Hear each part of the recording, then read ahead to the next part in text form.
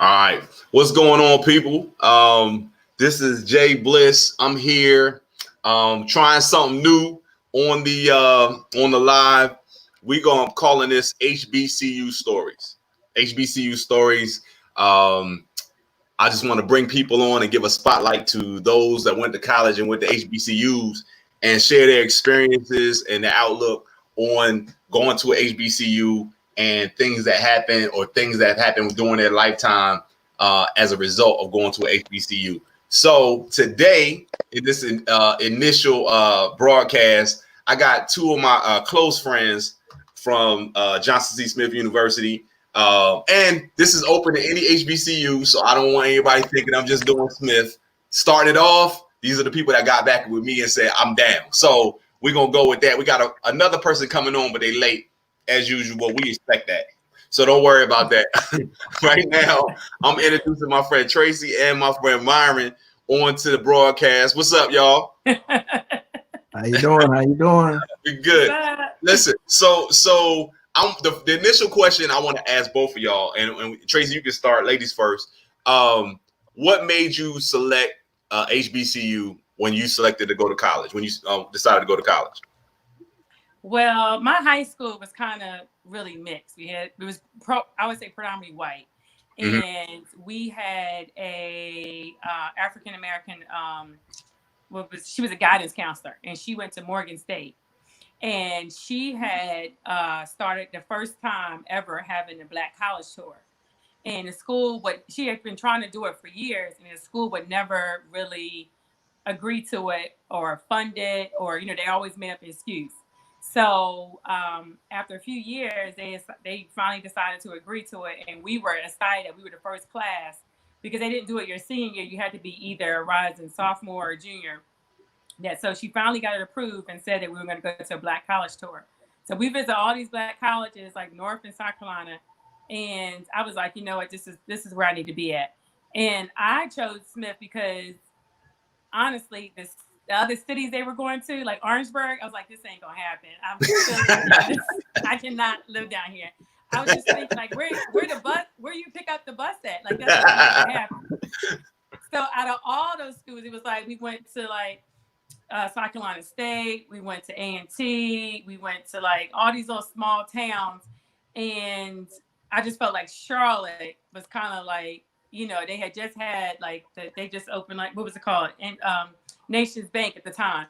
I was like, oh, they got a downtown, they got a bus. Okay, I could probably do this, but some of the other cities, I was like, this ain't gonna work for me. Right. Let everybody know where you're from so you can kind of understand why you're calling it small towns. Right. So I'm from Philly, and then we originally, right before I graduated, we moved over to Jersey. So for me to move to Orangeburg, to go to school in Orangeburg would have been a big, huge change for me. Right.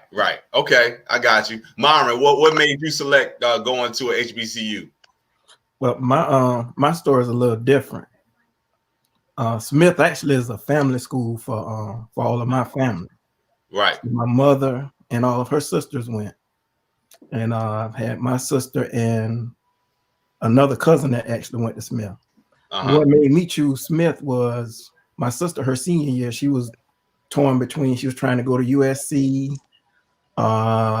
Columbia College, some other institutions. She just applied to Smith just to appease the family.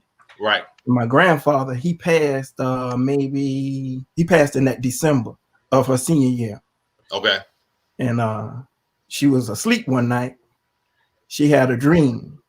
He came to visit her. He said, if you don't go to Smith, I'll come back and I'll see you, and you're going to see me again. And not wanting to see him come to me in a dream, that made me choose. I'm going to Smith. Smith actually was the only school I ever applied to. So you only applied to Smith. Okay. All right, cool. Wow. That's what's up. Now, I don't know if he was coming to see me or not, but I wasn't taking that chance. Right. Now, do you think that's what happened, or you think that's what your mom told you? No, that's actually what my sister. That's actually what happened. Oh, okay. I got you. I'll never forget that night. All I remember is the feet going across the room. She went and jumped in my parents' bed, and then that morning she woke up and she said, "I'm going to Smith. All the money that my mom had spent spending for room and board, like booking a room at USC, Columbia College, all that was wasted. Right. Wow.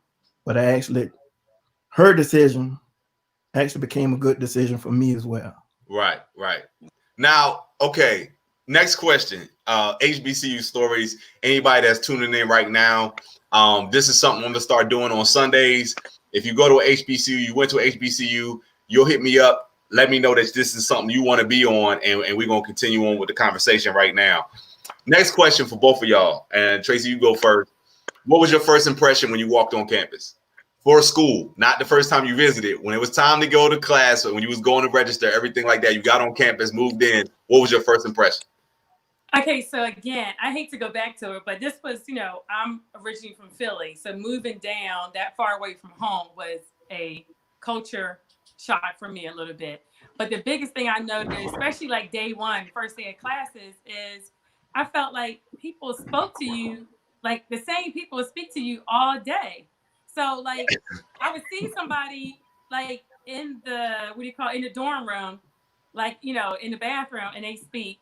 Then 5 minutes later, they speak. They see you outside. Then they speak in the cab. They speak, and I wasn't used to that. Being from Philly, like you just speak once, and you take that whole like salutation for that day. Like that's it. But I'm like, I just seen the same person. She's speaking again, and it was funny because I called my grandma. I'm like, something ain't right. Like they just keep speaking to me, and it's a certain. And so my grandma said, "Well, you have to understand that's considered Southern hospitality." I'm like. I mean, but they're gonna speak. Are they gonna keep doing it? She said, "Yeah, every time."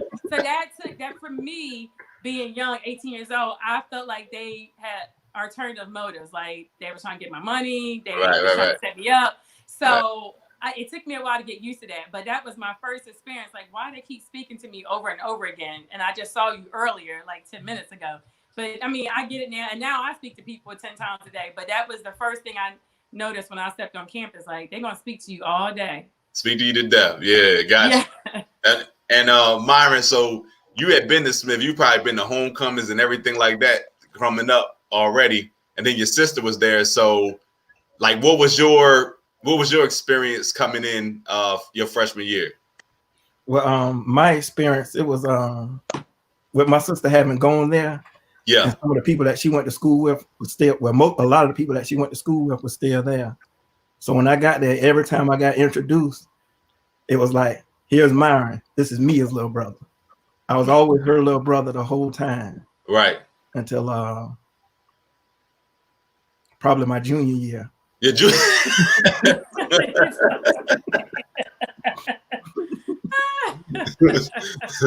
So you was her little brother to your junior year. Yeah, until after deep cover. Then after deep cover, right, after you cross cross those sands, and then it was over. It was different. It was yeah. But okay. But I had experienced a lot of going to a lot of the Smith homecomings and everything. So, and I knew my way around campus a lot. Yeah. See, that was different for me because I ain't know nothing about the school. I'm walking on campus for the first time. They trying to tell you where not to go.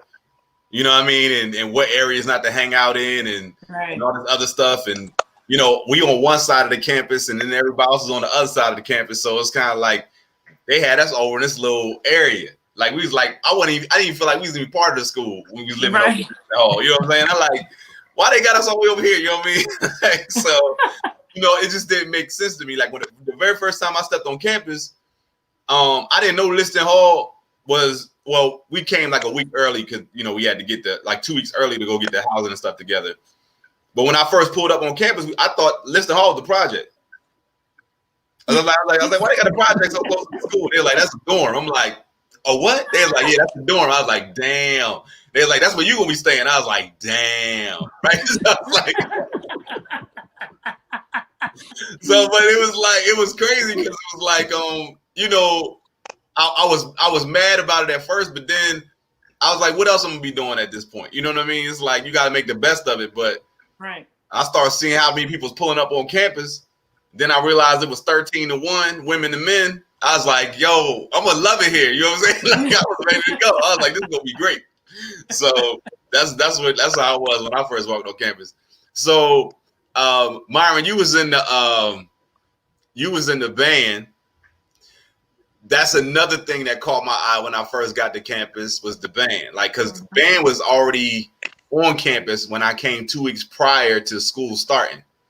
So they was practicing every day, and I'm like, yo, and it wasn't like it is now. I mean, this band was big. Y'all had numbers. Yeah, don't talk about the band now. You hurt my heart. No, I'm just saying. I'm talking about when I first got to campus. So it was a big deal, but a lot of people don't understand for HBCU. The band is why people go to the game, like the football game. Like the football game is nice, but everybody stick around for halftime. You want to see what the band is going to do at halftime. Mm-hmm. So I know that was major for you. You watched what, all 4 years? Yeah, I watched all 4 years. I know. Only thing I used to feel sorry for y'all about is practices in August. Yeah, practices in August, like band camp altogether was just crazy. Right. You know, I practice at 6, 10, 2, and 6. And sometimes we even do that we did that for my freshman year, we did that for 1 week. And then my sophomore year, we did that for like 2 weeks. And then my senior year, we actually did it for 3 weeks. We actually did it 3 weeks because we did one camp with freshmen, just freshmen alone. And then we did 2 weeks with the whole entire band coming back. So you had to practice at 6 o'clock, 10 o'clock, 2 o'clock, and then 6 o'clock. Yeah. They all an hour apiece? No. 6 o'clock practice was 2 hours. The 6 o'clock practice was 1 hour. 2 o'clock practice, and all the other ones were like 2 hours, and then sometimes 6 would go like 2, sometimes 3 hours. The 6 o'clock practice, you practice until you got it right.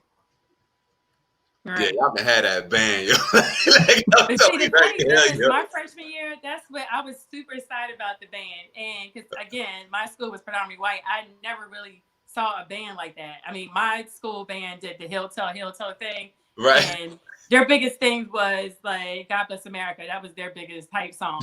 And so when I got to Smith, that was the thing to do, is eating a calf and then walk down and watch them practice. Yeah. And at the time, I think like we would finish eating about 6 or 7 o'clock. Sometimes they'd be out there to 8, 9 o'clock at night practicing with these, combat boots on and white t-shirts. And I'm like, is this the band or this, ROTC? Which one is this? So we used to just walk down there every day after dinner and watch them, practice. Right. And I remember like watching them come back up to the band room and then do the breakdown. And it was so funny because the breakdown was the breakdown. Like the breakdown was the same breakdown every time. And it'd be funny because people would be watching, but if you had people that wasn't in the band that was trying to do the breakdown with them, like right on the other side of like over the grass, they were like, yo, I'm gonna rock it out with them. You know what I'm saying? That was me. I used to I'm like the band cheerleader. It was hype. Tracer, that was inspiration. Right. Well, that's the thing, because it's like when y'all came back up from the practice field, y'all was already tired. But if y'all had a crowd, like y'all would almost like have to show out because people would be waiting for y'all. Hey, no cap. Like y'all freshman year, Mike and Craig were drum majors. Right. Yeah. So they were like, Justin, Yeah. Oh yeah. No, I do. you know how they can get. But anyway, if we didn't show out when we came back up there, it was gonna be tough when we got back in the band. I didn't know that. Yeah. Okay. Yeah, I get that. And then like you were drum major your senior year? Yeah. I remember that too. All right, well, here we go. So we the fourth person that was supposed to join hasn't joined yet. So there's supposed to be 4 people on the screen. So this is what we're gonna do.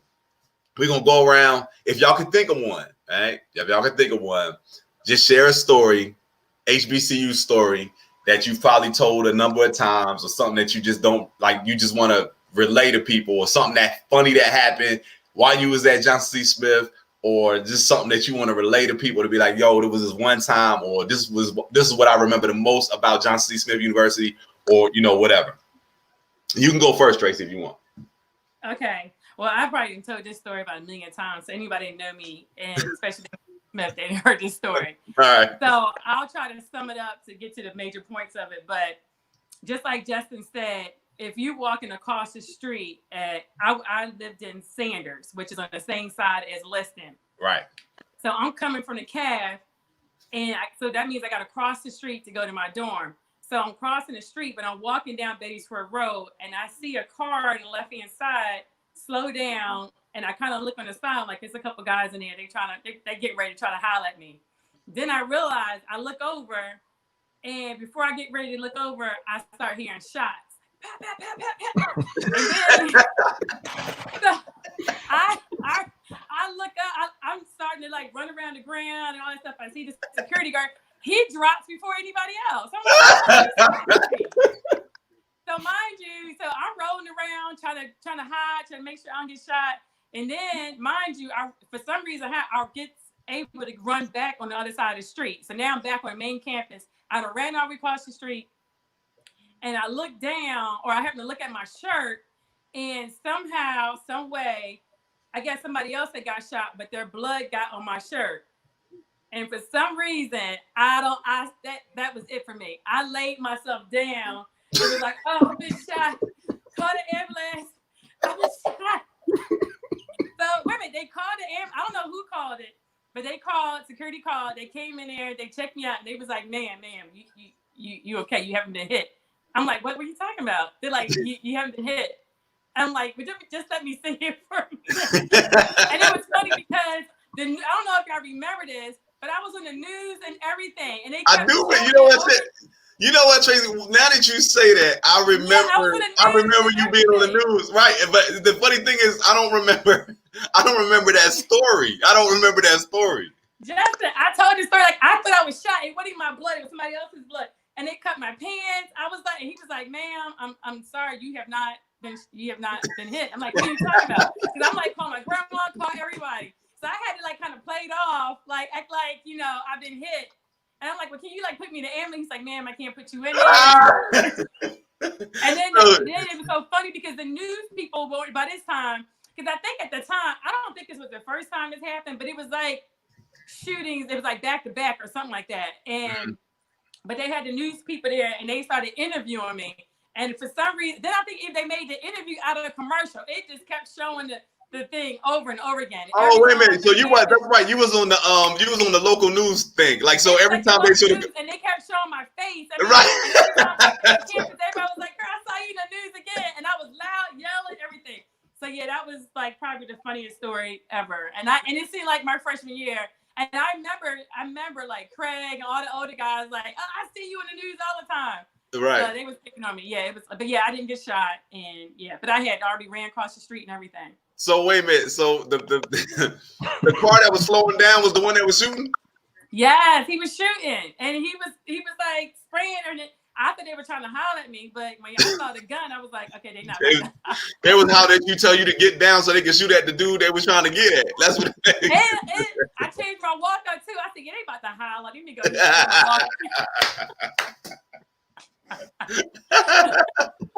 Yo, all right. So I don't know if you can top that one, Myra. Myra, you got to Justin is crazy.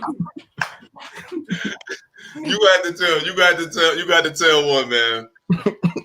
Going to the next one. Nah, that's ain't no next one. You got to. That's funny, man. You got to share a story. Do y'all remember that? I do remember. I remember it was that was WSOC, right?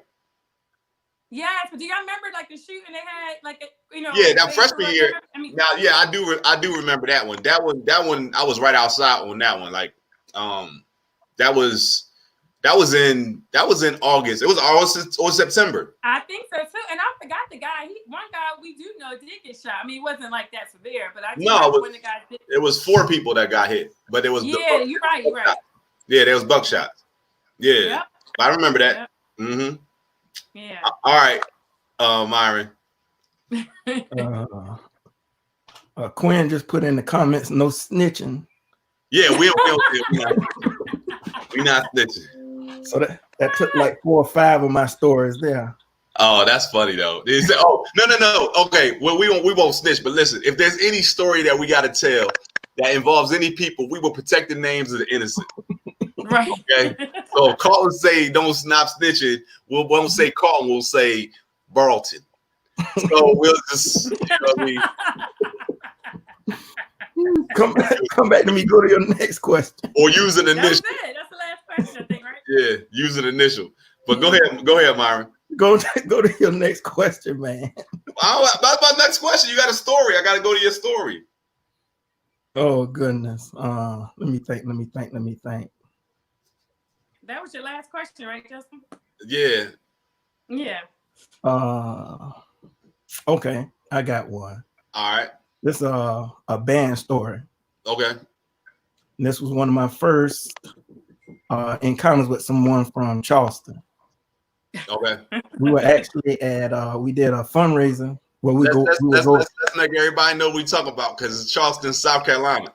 Yeah, Charleston, South Carolina. Okay, all right. Geechee town. And we were at Carowinds. And it was right before we were getting ready to leave. And one of our Charleston band members who will remain nameless. Okay. She was purchasing it was a funnel cake. And while we were getting ready to leave, the security guard said, "Ma'am, you can't take this out of here." And you know, Charleston people sometimes when they start talking, they have they speak regular. Right. And then the angrier they get, the more their dialect starts to come out. Okay, I got you. and eventually she went off on him. She said, "I know thee well. You're not going to mess with me all about no D cat."